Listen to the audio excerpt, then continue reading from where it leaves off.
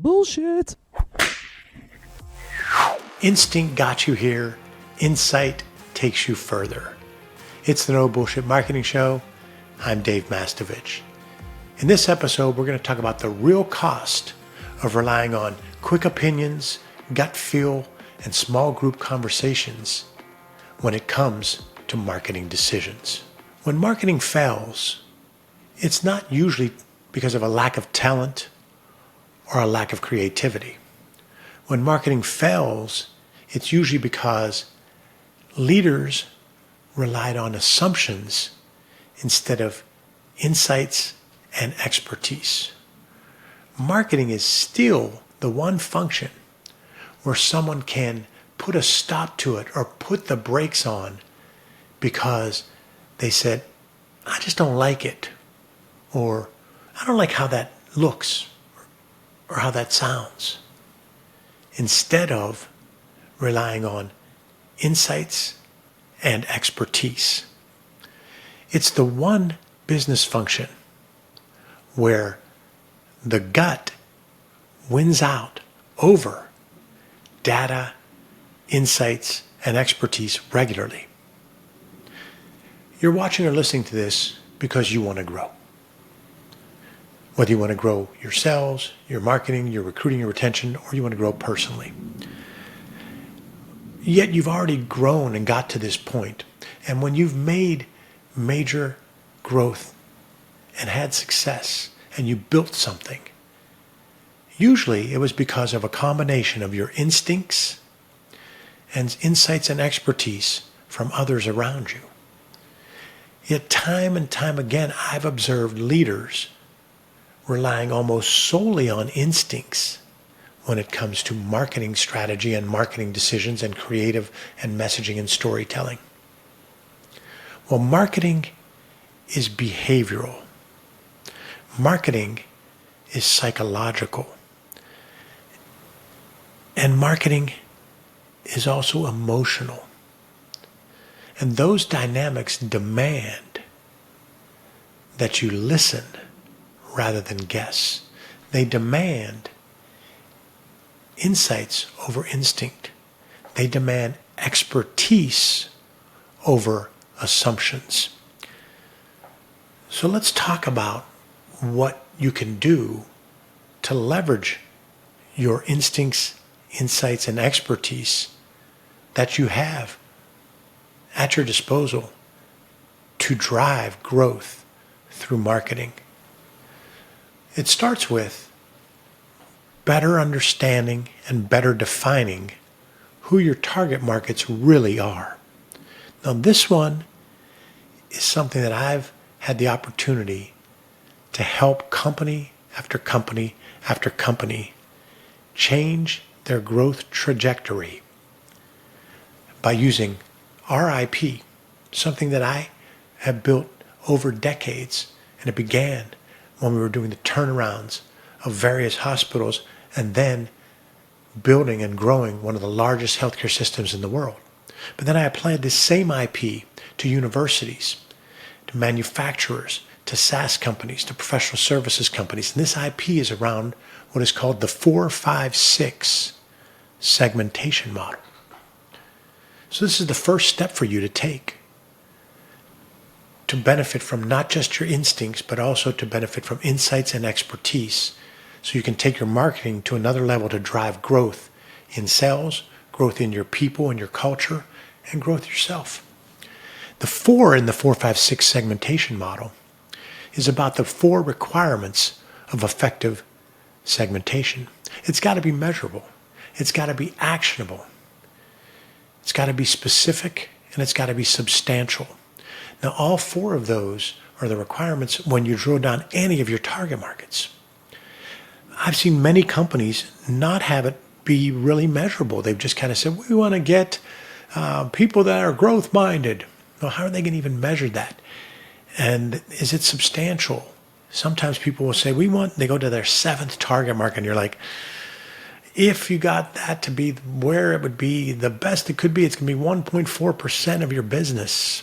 That's not a real target market. I'm not saying you ignore those customers, but let's drill down the target markets that are specific, measurable, actionable, and substantial, the 4 requirements of any target market that you drill down. So first of all, do that gut check and see if you've done that.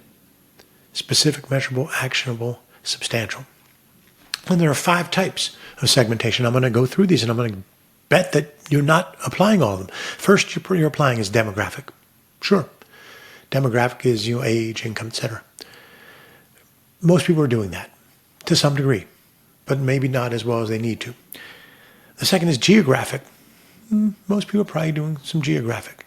Then comes behavioral segmentation of when people buy, how much they buy, what time they buy, how long are they on the website.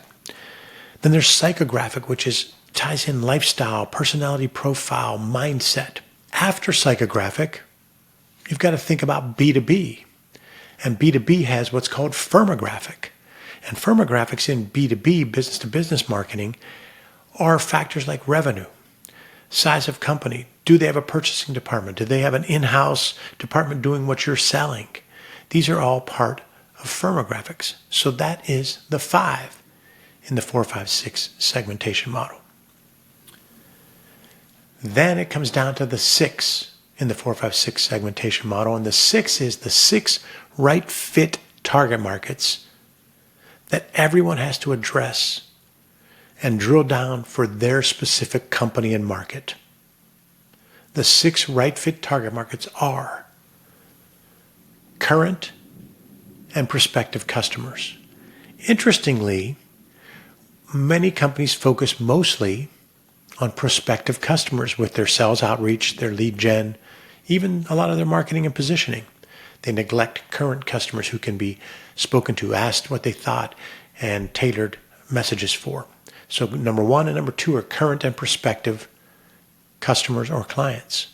Number 3 and number 4 are current and potential employees. We need to have the cultural messaging around cultural core values and core behaviors so that we attract people that are going to stay, so we can retain and recruit. Then your 5th and your 6th target markets are current and prospective referral sources or centers of influence. Current and prospective. Now, everybody has referral sources or centers of influence.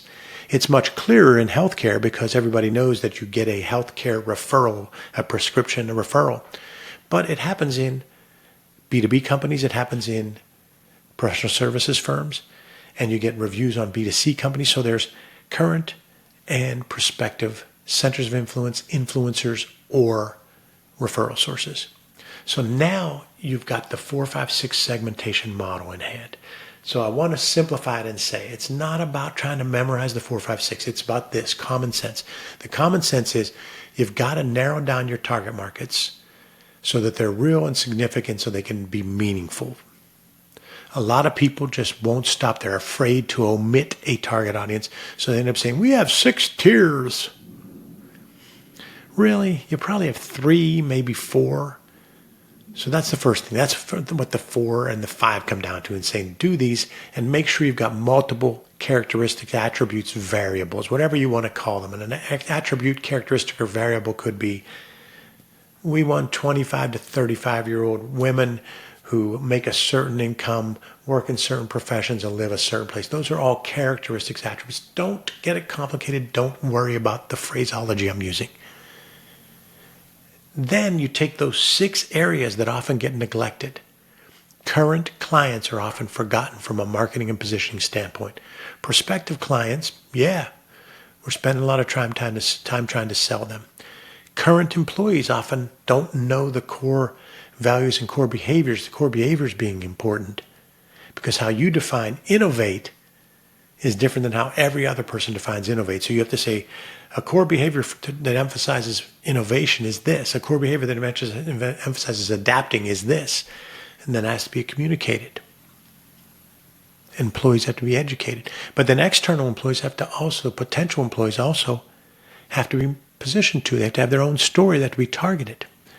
And then don't forget your centers of influence. So now you got current and prospective centers of influence. That's your 5th and 6th.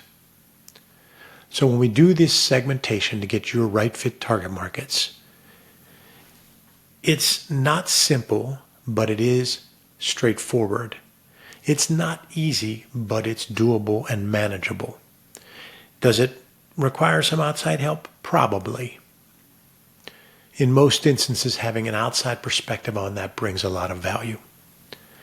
Now that you've got that, you then want to go out and hear from each of those target audiences and see what they see. Couple ways to do that. Voice of the customer, meaning all 6 of those are customers. Current employees are customers.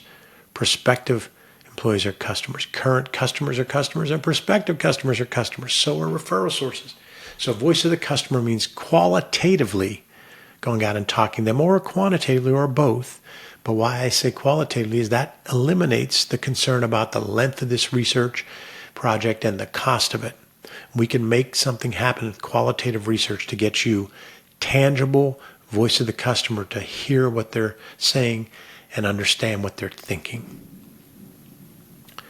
But there's also mystery shopping, which can apply to many industries, because then you actually see and hear what the customer sees and hears. So when you're able to do these different ways of gathering the insights and you're able to work through that, you've now done the 4-5-6 segmentation model, you're doing voice of the customer research, and you're possibly adding mystery shopping and other customer experience information gathering. What this does is enables you to no longer rely just on instinct when it comes to marketing. You've got instinct and insights, but you also need expertise.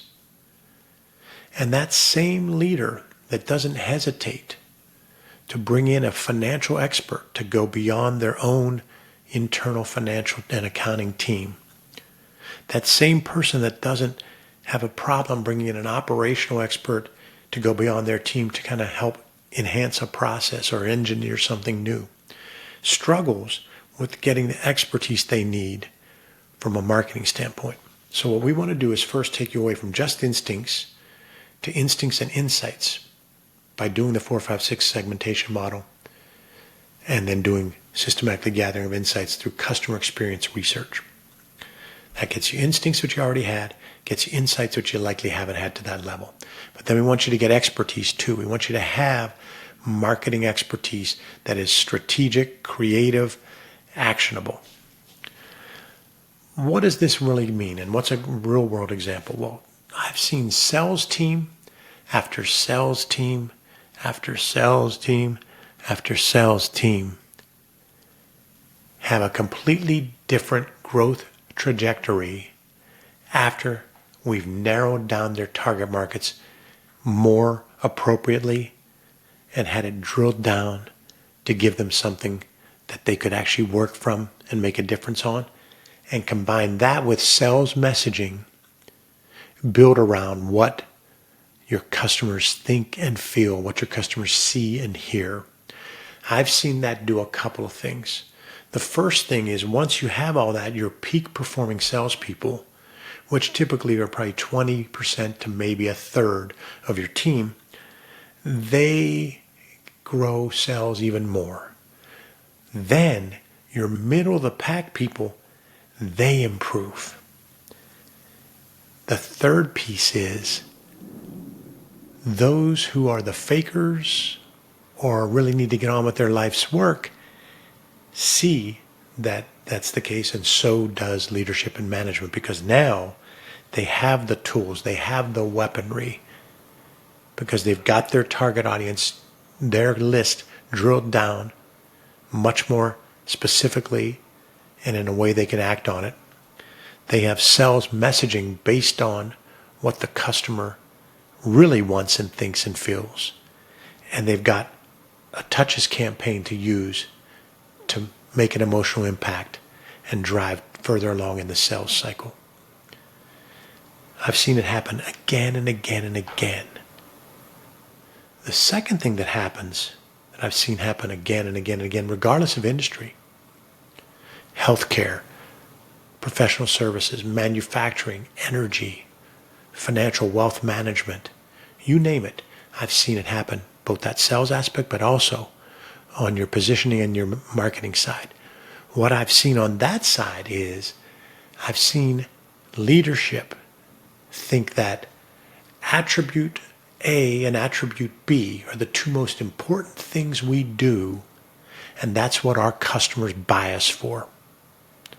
And then we found through our systematically gathering of insights that actually it's Q and R, attribute Q and attribute R, are the things that the customers are buying because of.